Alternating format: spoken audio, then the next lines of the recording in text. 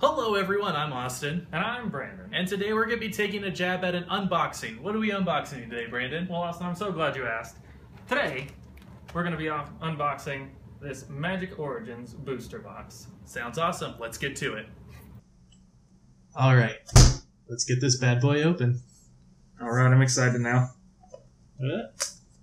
Honestly, Austin, I've never in my life purchased an entire booster box before. So, honestly say, I have not either. So this is a new journey for both of us. Let's look a little professional here. or we'll try our best. Our darndest. What comes next? Okay, I guess we're going to find out. Look how pretty those are. Got man. Gideon, Chandra, and Nissa for the top. Actually really excited for this set. It's apparently the last of the core sets. Last core set. It's going to be lore-wise. I know it's doing the origins of the five of the premier planeswalkers. 3 of them here, including also Jace and Liliana. Okay. So that's where we are lore-wise. We'll go ahead, give you a quick rundown. There's going to be 10 commons, 3 uncommons, 3 uncommons, and 1 rare, and a land. Unless there's hollow cards, then that kind of throws it off. But let's get this first one. First back. Maybe. Eventually. Aha, there we go. Boom. So here we go. We got our 1, 2, 3, 4, 5, 6, 7, 8, 9, and 10 commons. You can tell they're common because this little black pip right there, that means common. Those don't even put those up there. We got our 3 here, our 3 uncommons. Those will go here. Boom! First rare from the box. We got Hallowed Moonlight. 1 and 1 white. Instant until end of turn. If a creature would enter the battlefield and it wasn't cast, exile it instead. Draw a card. Pretty good against token strategies. We also have a few cards that search for other cards in the format, so this would be pretty good against that. I'm pretty sure it's also can do extended, modern, and legacy uses as well. Should be used in all formats. One of the checklist cards. Yes. So, and we got a Thopter token. Thopter token. So, if we hopefully find one of the Planeswalkers, if you don't want to use sleeves, because the Planeswalkers flip in this set, they have these little checklist ones. So this can represent any one of them. Don't have to play with sleeves, so you can't tell. They can hide in your deck perfectly fine. Boom. All right. You got the next one. Just for a little bit of a frame of reference, I am more so the rookie when it comes, especially to Magic. I do really like trading card games, but Austin is really the one, because he'd be more the expert on this. So 1, 2, 3, 4, 5, 6, 7, 8, 9, and 10. All right, now we got our uncommons here. I have no idea how to say that, but it looks cool. Giriper, I guess. We're not going to focus too much on the uncommons or the commons at all. Unless there's a few that I'm personally interested in. And I'm sure Austin will stop me if it comes to that. Here's our next rare. The Sword of the Animist. That's a legendary artifact. Equipment. Equipped creature gets +1/+1 whenever equipped creature attacks. You may search your library for a basic land card, put it into the battlefield tapped, and shuffle your library at its equipped cost of 2. Oh, and look at that. Nice little island. Pretty little island. So yeah, for sort of Animist, of the Animist, I think it'll be pretty good for some green accelerations, or possibly giving acceleration to colors other than green. It doesn't, like right now, there's a new card that hopefully will open up. If not, we got a nice little promotional one when we got the box we'll show you. That might make that card a little bit better. But continuing on, let's get these bad boys open. Boom. Again, we got our commons. Quick glance, see if there's anything of interest. Not particularly. So we have our this is one I'm personally interested in. Ooh, fancy. Called the Full Moon. It's an interesting aura. Haven't really seen one like it before. Enchant creature gets +3/+2 and trample. The real catch being at the end of each upkeep, if a player casts 2 or more spells the last turn, sacrifice it. So, kind of some good for its cheap cost, but then kind of not so good because you normally want to be casting more than one spell. And here's our next rare. We have a Mizzium Meddler. It's flash, so you can cast a spell at any time. You can cast an instant, and when Mizzium Meddler enters the battlefield, you may change target of a target spell or ability to Mizzium Meddler. Blue controls, blue tempo decks probably use this one pretty well. Try to burn out one of your better creatures and be like, no, burn out this guy. Might not even kill it if it's like, say, a lightning slash only does 3 damage. And then our forest and an elf warrior token. Oh, I'm loving the tokens. Elves are going to be pretty prominent in this deck, so could need several of those. All right, let's open the next one. I think this round robin sort of deal. Yeah. 1, 2, 1, 2. Get out of here, foil. We're ready. 1, 2, 3, 4, 5, 6, 7, 8, 9, and 10. Whoop.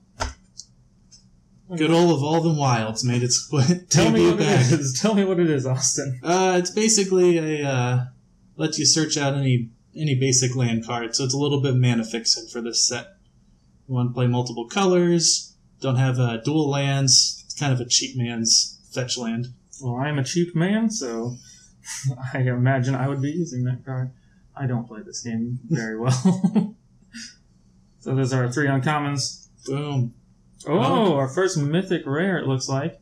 Here she is. This gal, she's been getting a lot of talk lately. Archangel of Tithes? Tithes? You know, like what you pay at church. Oh, okay. Fantastic. That's why she's an angel. Makes total sense now, Austin. Is a creature, angel, flying as long as the Archangel of Tithes is untapped. Creatures cannot attack you or a planeswalker you control unless their controller pays 1 mana for each of those creatures. As long as the Archangel of Tithes is attacking, creatures cannot block unless their controller pays. I cannot say pays 1 mana for each of those creatures. I gotta tell you, I am a fan of angels. Yeah. Pretty good. The only downside that most people have seen, we'll make mythics their own little nice pile. That people have been talking about this one is the 3 white mana costs. Look at this island. That swamp there. But other than that, like, White Devotion's never been a real strategy. I'll start opening the next pack while I talk about this. But with Archangel here, it might be able to become a thing. Or if you're playing like a 2-color white tempo deck, she's really good on both offense and defense. So she will almost assuredly see play in Standard, if not in Eternal formats as well. So we got some commons here. Nothing too exciting. Nothing real exciting for our uncommons. And then we got a foil plains and a zombie token. We'll get to make a nice pile for foils. We got a Mage Ring Responder here. 7 mana for an artifact creature, which is the Golem. Mage Ring Responder doesn't untap during your untap step. Pay 7, untap Mage Ring Responder. Whenever it attacks, it deals 7 damage to target creature defending player controls. 7/7. Our other ones are actually probably playable. This was probably our first unplayable rare. It's a lot of mana for not a very good effect. So that's our first, what we'll call bulk rares. You just fall into the Brandon trap of a beefy creature for a whole lot of mana, and you do what Brandon does and lose a lot. But I have fun doing it, so. That's all that matters. Honestly, I've not played Magic seriously since I was a wee lad, when it was just coming out, and my dad, bless his heart, threw them all away, threw all of my vintage cards away. Sad day. Oh, that was a sad day. Very sad day. Hold on, go back real quick. What, did I miss one? We missed one that I'm fantastic. kind of curious about. We got a little subterranean scout here. He's a goblin. If you paid any attention to this set, so we're not going to spoil some cards that are in it. But this guy could potentially be very good with a particular rare that's getting reprinted in this set. We'll talk about that if we come across it. Alright, there's the commons. Pretty much out of the way. Anything in the uncommon set, Austin? Nothing sticking out there. Look at the little froggy. Oh, I like the froggy. Oh, he reminds me of my D&D character. Mr. Hoppy. Wrong pile. Whoops, that was the wrong You got pile. distracted. He's not to be with the commoners. Mr. Hoppy. Oh, okay. Rare is an enchantment. 2 colorless, 1 black. Tainted Remedy. It's an enchantment. If an opponent would gain life, that player loses that much life instead. Now, I've seen that text on another card before. I don't remember it, but There's been several cards with that text before, so it's kind of a pseudo reprinting of that effect. It's more of a sideboard card for current ad, for all of you who've been playing Abzan. Those Siege Rhinos come into play. You lose 3 life. Your opponent gains 3 life. So it's a good card to bring out of the sideboard playing black decks to kind of stop those in their tracks. So, boom! Going to the next one. We're getting the hang of opening these. Struggled on the first one. So, excuse me while my OCD kicks in. I'm just gonna throw these over. Clean up for me. No. Nothing particular. Alright, here we got the Willbreaker. It's 3, 2 blue, human wizard. Whenever a creature an opponent controls becomes the target of a spell or ability you control, gain control of that creature for as long as you control Willbreaker. It's a 2/3. It's a cool effect, kind of a small body for effect, especially if you're putting in 5 mana. I don't know if it's right now in the metagame for any of the formats would be that good, but with Zendikar coming out here in a few months, who knows? It might end up being pretty good. This one's a yet to be seen, to be determined, I guess would be the better way to put it. Night token and a plains. Alright. Moving on. West side. Nope. West side. Yep. You got the hang of them. Commentary's curse. I have now not gotten the hang of them. Get out of here, Boyle. Alright. Anything you see in there? Oh, I remember me some Titanic Growth. That's old school. Old school classic. Oh, actually, we got one card we can kind of talk about. Boom. Undead Servant here. There's a lot of commons, one for each color. That kind of has a stacking effect, I guess. So you see this is when an Undead Servant enters the battlefield, put a 2/2 black zombie creature token on the battlefield for each card named Undead Servant in your graveyard. There's one for each color of a similar effect, like if you have draw a card, if you have another one of the same name for blue. And so it's kind of a neat little tribal theme for all colors that they got going on. So just wanted to highlight that. Anything in the uncommon little stack here? No, we got elves seem to be making a comeback here. So we got an elf card here. It's pretty good. Elf, the Dwynen's Elite. I probably butchered that, and that's not even in the frame. I'm sorry. Dwynen's Elite enters the battlefield. If you control another elf, put a 1/1. It's a good tempo. 2 mana can get 3 power across 2 creatures if you control another elf. So, pretty good tempo, good for blocking, so probably would make its way into an elf deck. Well, I seem to have the touch so far for Mythics this evening, Austin. Now we have Erebos' Titan. He's a creature giant. 1 colorless, 3 black. As long as your opponents control no creatures, Erebos' Titan has indestructible. That means damage and effects that say destroy, do not destroy it. Whenever a creature card leaves an opponent's graveyard, you may discard a card. You do return Erebos' Titan from your graveyard to your hand. Playable? Yes. One of the things that I feel is they're doing with Origins is they're doing a nice little last hoorah for some old mechanics. There's several enchantment themed cards in this set, and then both of these are showing that back in Theros, another thing other than enchantments was devotion, which was depending on how many of certain mana symbols you had. So these are white and black respective kind of devotion boosters. So black devotion could very well be seen to come back. Alright, going to the next pack here. Of course, I say as soon as I get the hang of it. Yes, sweet redemption. That's why you don't say anything. You just go with the flow. Keep on going. Boom! This is a classic common reprint. If all the Thopter themed cards see pickup speed, this will be a great sideboard card. Da-da-da-da-da. Make our way. Boom! Here's an uncommon worth talking about. We have a Magmatic Insight. Discard a land card, draw 2 cards for 1 mana. It's a pretty good cost for its ability. Higher end red decks will use it to keep from flooding out. Boom! Here's the card I was talking about, the Sword of the Animist. It's a Relic Seeker. Any of you who played Eternal formats, you probably know the dreaded Stoneforge Mystic. This is a pseudo Stoneforge Mystic. So 1 and 1 white. You get a human soldier. Renown 1. Renown's a new mechanic that they're introducing. So it's when this creature does combat damage to a player. If it isn't renowned, put a +1/+1 counter on it, and it becomes renowned. And then when Relic Seeker becomes renowned, you may search your library for an equipment card, reveal it, put it in your hand, and shuffle your library. Go search up Sword of Animist. So there's a couple other equipments in this deck and from early past sets. So maybe the equipment cards may come back not quite as good as Stoneforge Mystic, but could possibly see play in some like White Weenie decks. Boom. Bam. All right, out of the way. It's my turn. I'm going in the middle. I'm going out of order here. Get us another mythic. Got the mythic touch. Ooh, the mythic touch. Nope.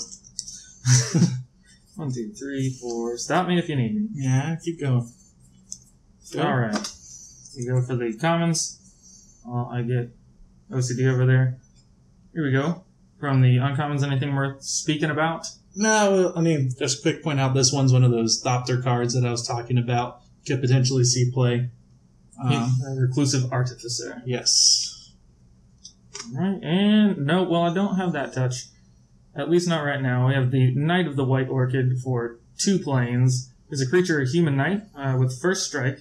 I'm assuming that means he strikes first and he does damage indeed before others. Yes. That is correct. Fantastic. I remember some things. I'm not completely inept. On your way to winning the Pro Tour, Brandon. Man, I'm so close. One Knight of the White Orchid, yes, enters the battlefield. If an opponent controls more lands than you, you may search your library for a plains card, put it on the battlefield, and then shuffle your library. This is a reprint. Oh, look at Thopter. More Thopters. Yeah, buddy.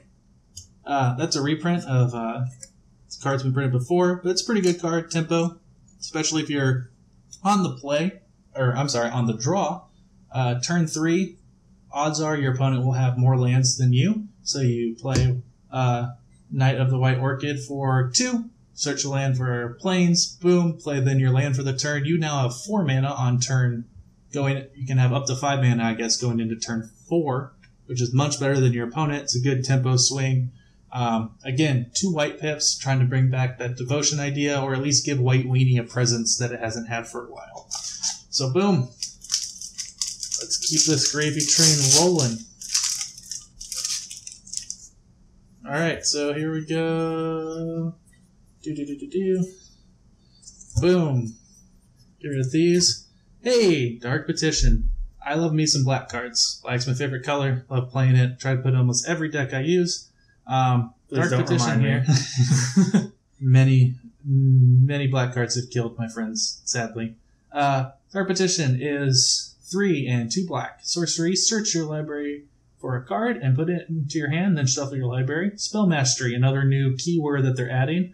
If there are 2 or more instant and or sorcery cards in your graveyard, add 3 black to your mana pool. So it's basically Diabolic Tutor, which is search your deck for a card, plus Dark Ritual, which is add 3 black mana. So if you're in a bind in the late game, you can have more like situational cards over in your deck. So it's like if you need a certain removal card or this or that card, you can actually search it up and cast it on the same turn.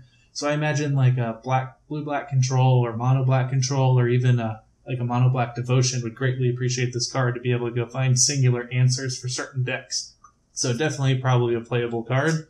Got another flip card here. Bam. Alright, on to the next one. Another one. Still none of the Planeswalkers yet. No, none yet. Speaking of Planeswalkers, do you have a favorite, Austin? I do. Sadly, he's not in this one, but he was the main player in Dragons and Khans of Tarkir, and that's Sarkhan. I mean, he's a big dragon guy. Boom, the reprint of the Painlands. Yamamaya Coast. Something that sparks memories for me. However, I don't remember it at all. I only remember the name. It's a land, tap, add 1 mana to your pool, or tap, add a forest or an island to your mana pool. Yamamaya Coast deals 1 damage to you. I'm guessing that's where the Painlands comes that's from. where the Painlands comes from. Oh, we got a foil. So, you remember me mentioning that enchantments were kind of getting another hoorah. This is kind of a showing. Whenever you cast an enchantment, put a +1/+1 counter on this guy. So if you're playing an enchantment-heavy deck, this little flyer can get really big. So, it's a cool little foil to have. Oh, another Thopter. More Thopters. I have to build a Thopter deck after this just because of all the cards. Alright, so we're making progress. Hopefully we get a Planeswalker here soon. Do you have a favorite Planeswalker, sir? Goodness gracious. You're going to ask me to remember names of lore that I barely know. Maybe. Goodness. Put you on the spot here.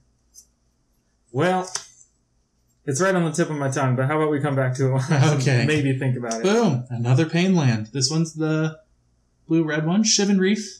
1 to your mana pool, or you add 1 blue, 1 red. Does 1 damage to you. So, getting all our color bases here. And again, no Planeswalkers, but at least we haven't had any repeats yet. We have not. That's a good sign. Alright, here we go. Alright, nope, here we go. Austin, we were doing so well. We were moving and grooving, and then we had to comment in it. Not taking the backdoor approach. One of my personal favorites. Hello. Alright, let's get through the commons and uncommons here. 1, 2, 3. Alright. Here's our next rare. The Outland Colossus. I'll do the sorting here. Oh, thank you for getting that off my hands. It's a giant 3 colorless, 2 forest. Renown 6 when this creature deals combat damage to a player. It is not. If it isn't renowned, put 6 +1/+1 counters on it and then it does become renowned. Outland Colossus cannot be blocked by more than 1 creature. Probably he's fighting in the 5 spot for a lot of green cards, so probably not playable in Standard, but I imagine in Limited, if you're drafting, he would be a great bomb to finish the game out. Boom. Go through here. Dragon Fodder. I love this card. I like me some goblins. This makes goblins. It's another reprint. A Johnny. A Johnny. There it is. There it is. I remembered it. You remembered the lion. I like a Johnny. You Here's got me the him one. for Christmas. I did. Yeah. I'm sitting on my shelf. Here's another a red card coming in. Abbot of Carol Keep. It's a 1 and 1 red. Prowess. Whenever you cast a non-creature spell, this creature gets +1/+1 till end of turn. When Abbot of Carol Keep enters the battlefield, exile the top card of your library. Until the end of turn, you may play that card. One thing, a goblin token, that you may have noticed if you pay attention to some of the cards, like the draw one we showed earlier, they're trying to give red some tempo, and this is one of the cards. You can play this on turn 3 or 4, get some card advantage, which is something red typically does not get a lot of. So this is another card advantage. It can become pretty beefy in the late game, especially if you're playing a burn deck. So I imagine this will see play somewhere. All right, You can reach over me while That's fine. I keep your OCD in control. Thank you very much for considering me as I continue to search for, hopefully, our first of, hopefully, a couple Planeswalkers. Yeah. Ideally one of each. Well, Again, ideally. we're getting a little overzealous, aren't we? You know, a man can dream. You can dream. Firm. Trail blazing. All right. Okay. Here, thank you for my OCD again. Our next rare is the Scab Clan Berserker. It's a creature human berserker. Has haste, renown 1. Whenever an opponent casts a non-creature spell, if Scab Clan Berserker is renowned, Scab Clan Berserker. Man, I had to say Scab Clan Berserker a lot. Try that. That's not really easy. Deals 2 damage to that player. And then we got a mountain and a night token. Any of you familiar with red aggro? And since Theros basically, Eidolon of the Great Rebel, very similar card. Be great against sideboard card for fast tempo red decks against control decks. Basically that one before. They like to cast non-creature spells. Hey look, top right out there, another Dragon Fodder. Alright. Here we go, moving and a grooving. I see another Thopter and I'm excited. Oh, yes. We're going to have the Thopter army. Boom. Ember Maw Hellion. Remember we were saying some reds getting some top end? Here's one of them. It's 3 and 2 red. A Hellion creature has trample, so creature can deal excess combat damage to defending player or planeswalker while attacking. And if another red source you control would deal damage to a permanent or player, it deals that much damage +1 to that permanent or player instead. So you need that last little oomph in the late game. It's a good guy to drop. He's not the biggest of bodies, which might hold him back, but other than that, a kind of mid-rangey red deck would look at this guy to be a top end. This would be probably pretty good. Alright, here we go. Moving on. See if we can get the first try this time. Yes. The touch is back. Let's see if the mythic touch is back. Whoa, get out of here. I am terrified of spiders. Get it away from me. And our next rare. Oh, and we got a foil, but I'm not going to go to that yet. Our next rare is a Priest of the Bloodrite, a human cleric. When the Priest of the Bloodrite enters the battlefield, put a 5/5 black demon creature token with flying onto the battlefield. At the beginning of your upkeep, you do lose 2 life. Alright, oh, and here it is. Look at that little guy. Rabid Bloodsucker. He's so cute. So, real quick for the Priest of the Bloodrite, great body, tempo play, 5/5 flyers, nothing to laugh at, and black, thankfully, has a lot of sacrifice outlets, so hopefully you don't have to keep the 2/2 around and let it hurt you too bad in the long run. Unless you're like sadistic, which, I mean, playing black. Black, you tend to be sadistic, so very good possibility. Boom. I'm just going to point this out real quick before we continue. Card hold dear to my heart. I played it way back in the day. It's one of my favorite cards early. I just love the art. Those there. Boom. Bam. There she is. Yes. Our first Planewalker, a mythic. We have Chandra, Fire of Kaladesh, legendary human shaman. Whenever you cast a red spell, untap Chandra, Fire of Kaladesh. And so Chandra, not going to say the rest, deals 1 damage to target creature or player. This is for tapping her. If Chandra has dealt 3 or more damage this turn, exile her, and then return her to the battlefield, transform under her owner's control. Put that bad boy over. Again, this is why we have these cards. It's because this one has a magic back. These new Planeswalkers do not. So her Planeswalker form, Chandra of Roaring Flame. Her +1 ability, Roaring Flame deals 2 damage to target player. -2 ability, 2 damage to target creature. -7, her ultimate. Chandra deals 6 damage to each opponent. Each player dealt damage this way gets an emblem at the beginning of your upkeep. This emblem deals 3 damage to you. Starts with 4 loyalty. I imagine like red burn decks are going to use her pretty well. She has relevant abilities. She started off kind of like, everyone's like, she's the weakest. But from what I've heard from testing, now everyone's thinking that she's one of the better ones compared to the other 4 that are available. So she'll probably almost assuredly see some play and some more burn-centric red decks. Totally not gameplay associated, but I know that we have a friend who would greatly appreciate that artwork. Let's see what's next. Hey, maybe we'll get lucky. Second one in a row? 2 in a row.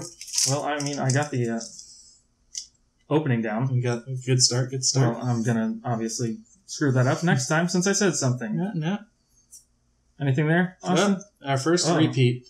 Which one? Which one do we repeat? Our first repeat rare. Alright, so that's just going to go in the pile. It's a Will Breaker, because she kind of wasn't in frame. I was not in frame. I do apologize. Let's see it. Ooh. So, I think, we got a sizable amount here without getting a repeat, so. I think we did a pretty good run. Yeah. And, following, I had to say something about opening, but following a Planeswalker, I guess we can't be too disappointed with a repeat. So let's, get it going here. There. Boom. Molten Vortex. Another card to help higher end red decks prevent flooding. I imagine this deck will actually card be very good in Modern, but to get to it, it's 1 red. It's enchantment. Play 1 red, discard a land card. Molten Vortex is 2 damage to target creature or player. Late game, turn your extra lands that you really don't need into a shock. It's actually really good value. So this card will almost assuredly see play, if not in standard and eternal formats. Or in Austin's deck, where he will destroy me. You never know, it could be in your deck where you destroy me. Man, remember what you said about dreaming? Hey, you know. That is a heck of a dream. I don't have very interesting dreams. All right. Every journey begins with a single step. Oh, he's so sweet. Could you again sate my? Yes. Oh, another pain land, everybody. We have the Caves of Koilos. Add 1 to the mana pool. Add a white or black to the mana pool, and Caves of Koilos deals 1 damage to you. All right, on to the next one, Austin. All right. Keep this going. We're getting through the packs now. Yeah. I'm starting to notice. That is 3 packs with Acts of Treason at the top. That is true. They're traitorous packs we got here. Whoops. There's our 3 commons.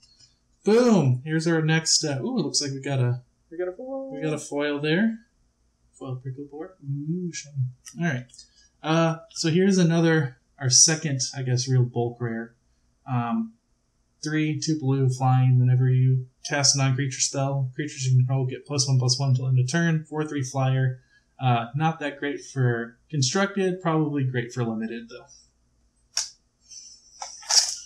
All right. Let us see what the fates hold. Oh, that was easy. Yeah.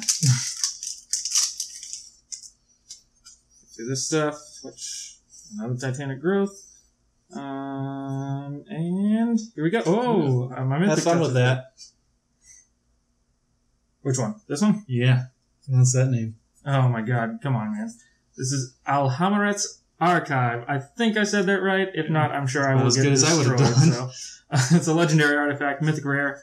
If you would gain life, you gain twice that much life instead. Boring. If you would draw a card, if you would draw a card except the first one you draw in each of your draw steps, draw 2 cards instead. How's that one? The life gain. This card probably go in control deck, so the life gain might not be entirely irrelevant, even though some people might think it. But it's definitely going to be a control deck, maybe 1 or 2 of. Maybe some commander play, almost assuredly some commander play, but it might find a place in standard.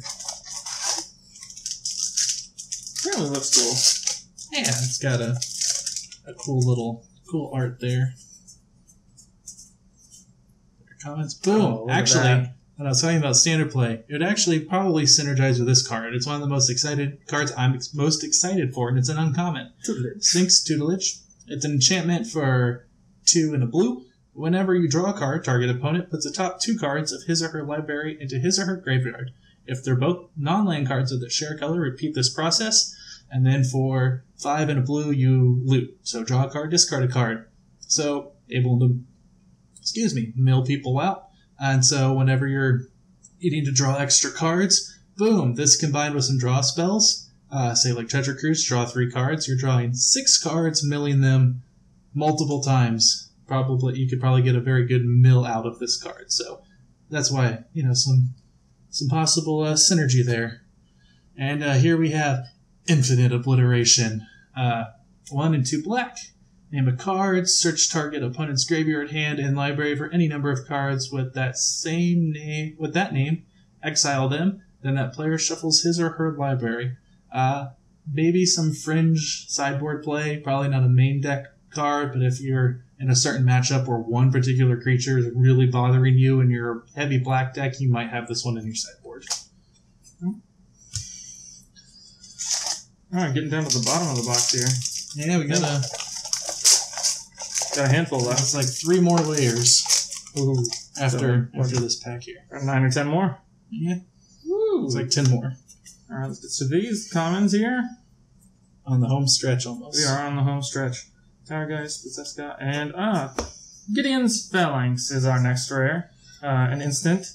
You put 4 2/2 white knight creatures tokens with Vigilance onto the battlefield. Vigilance, if I'm correct, is the one where these don't have to tap, Austin? Refresh my noob memory. They do not tap to attack. Fantastic. And here's the keyword Spell Mastery again. If there are 2 or more instant and or sorcery cards in your graveyard, creatures you control Gain indestructible until end of turn. It might be like a sideboard card, or maybe a main deck card for like blue-white control decks. Kind of a end of turn finisher, since it's an instant card. Puts 8 power on the board with Vigilance. It's kind of hard to come back late in the game. So, again, the only downside of that card is it being 7 mana. It's kind of expensive in this day and age. Boom. Going through. Hey, we got a goblin token. Yeah. I like me some goblins. Boom, boom, boom. Ooh, this is a card, another red card that I've been really excited for. The Exquisite Firecraft. 1 and 2 red. Exquisite Firecraft deals 4 damage to target creature or player. Spell Mastery. If there are 2 or more instant and or sorcery cards in your graveyard, Exquisite Firecraft can't be countered by spells or abilities. There's a lot of control cards that got printed in this set. So I imagine there will be a lot of blue players leaving up counter magic to get smacked in the face for lethal 4 damage. But they can't counter, and they're going to look like fools. But even if it didn't have that, 3 mana for 4 damage is a really good cost. So, good card. I'm excited for it. Oh, yeah. I'm real close to the bottom now. Felt like we were like never leaving the top, and it's just like, boom. You're It's almost gone. there. Okay. Oh, God. The Zidus. Get away from me. Poor little guy. I do like the owl, though. He's really nice. You're gonna eat that spider. You're gonna eat it. God, here, I can't even hold it. All these arachnids. It's terrifying me. The Hangerback Walker is an artifact creature construct. The Hangerback Walker enters the battlefield with X +1/+1 creatures on it. When Hangerback Walker dies, put a 1/1 colorless Thopter artifact creature token with flying onto the battlefield for each +1/+1 counter on the Hangerback Walker.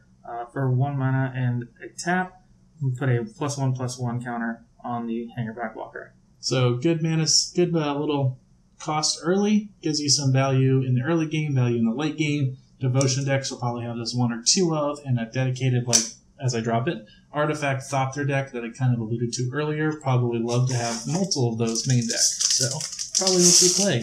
We have plenty of tokens if we decide to use it. Boom, I see a foil. We'll get to that later.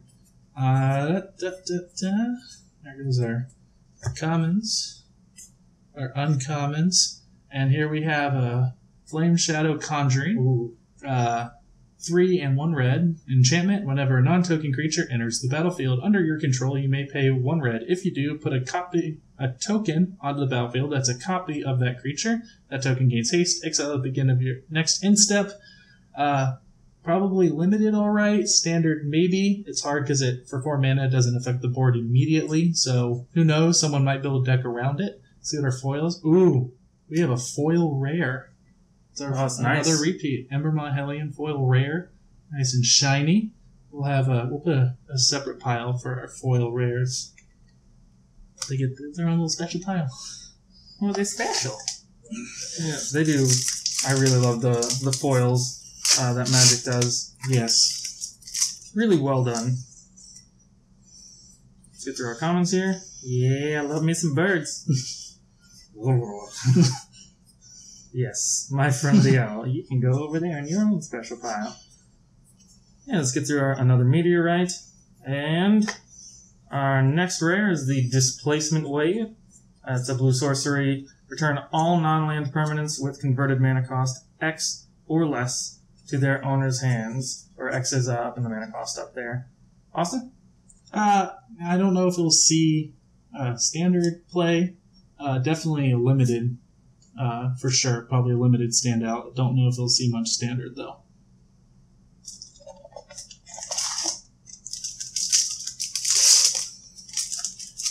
Get in.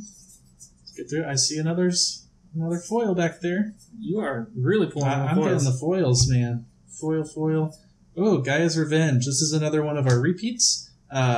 This is for those green decks that hate counters. 5 and 2 green. Gaia's Revenge can't be countered. It has haste. Gaia's Revenge can't be the target of non-green spells or abilities from non-green sources. 8/5. It's really hard. Comes down. Hard to counter. It's great for green decks at the top end against mainly control decks. Foil, we have a Touch of Moon Glove. It's a I really love the look of that card, actually. little combat trick here. Target creature gets +1/+0 against Death Touch until end of turn. Death Touch, it says down here, any amount of damage a creature with Death Touch deals, creature is destroyed. And then whenever a creature dealt damage by that creature dies this turn, its controller loses 2 life. Not the best, but it's nice and pretty. It's got a nice little shimmer to the art. It's a well-designed holo there. Uh-oh. Get into the real home stretch.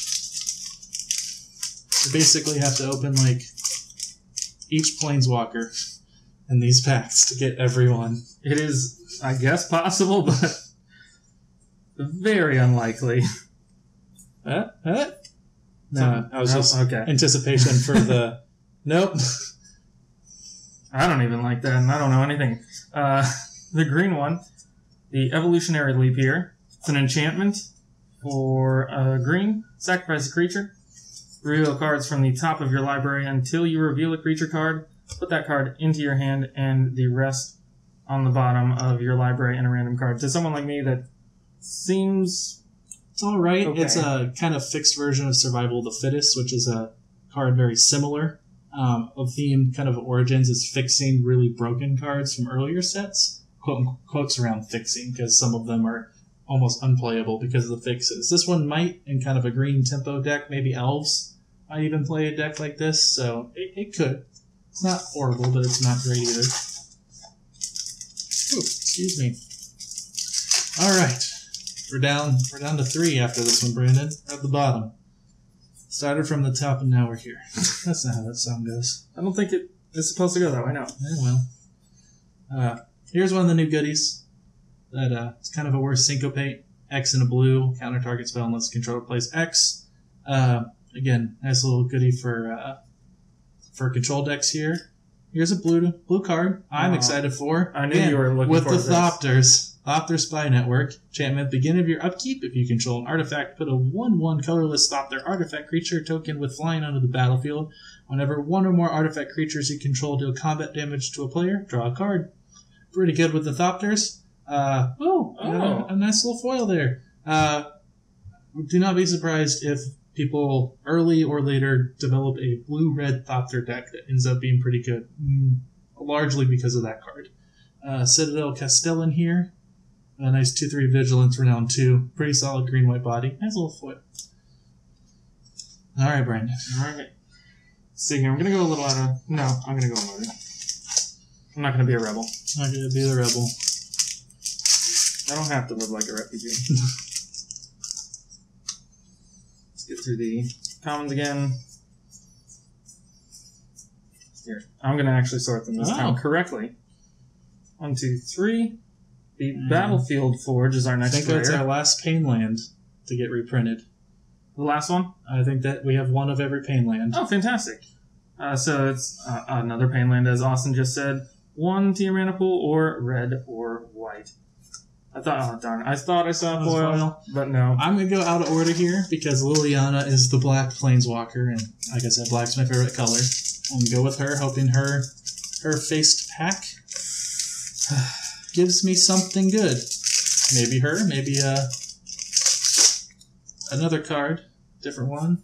Let's get through these. Boom, boom, boom. Oh, okay, this is a pretty good one. Not be surprised if this card sneaks up on people and starts to run rampant. It's a 2 and 1 green. Trample. We talked about Trample earlier. Whenever a player casts a spell, put a +1/+1 counter on Mana Gorger Hydra. It starts off as a 1/1, but since pretty much any card is considered a spell, and any player that'll probably going to be casting spells, this guy will get very big, very quick, and can close the game very fast if not taken care of early. So again, don't be surprised if this card sneaks up on people. And finally, a miss on foils here. I have like 3 running. Alright, it's the last one. Here's the last one. I feel wrong doing it. You are the veteran player. No, you sir. Okay. Do it. We're going. We have a system. We stick to it, Do not break that or system else right the now. internet will fall into anarchy. The internet, Brandon. I can't do that to the internet. Ooh. That reminds me of my Young Wolf deck. Yes, Young Wolf. That deck actually gave me some troubles back in the day. Which I'm frankly shocked about. And boom. Chandra's Ignition, our last rare, not a Planeswalker. We do have a sorcery. Target creature that you control deals damage equal to its power to each other creature and each opponent. Is this a repeat? No, but it's a kind of a unique. It's a red sweeper. It's you pay a nice, as they call them in Magic, technical term, fatty. A fatty. Yes, a fatty. That's a technical term. Yes, technical term that the pros use. You throw them down, then you drop that. It's basically a one-sided sweeper. Pseudo one-sided sweeper. You kill pretty much everything other than your big fatty that you targeted with it, and hit your opponent hard with that card and with the creature. So it could be probably a sideboard card against smaller decks. But that is it. Sad day. Our box is empty. We only got one of the Planeswalkers, which, we got some good cards. We only had a couple of repeats. One of our repeats was a foil. Good four mythics. That's about It's average for a box, from what I understand for the numbers. And some pretty good mythics. I'd say all of them are at least somewhat playable, which is good. Again, only, two other?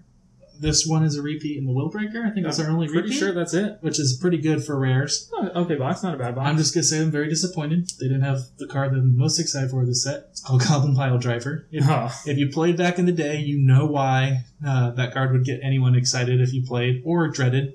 It was a very feared card, very powerful. You can check that out.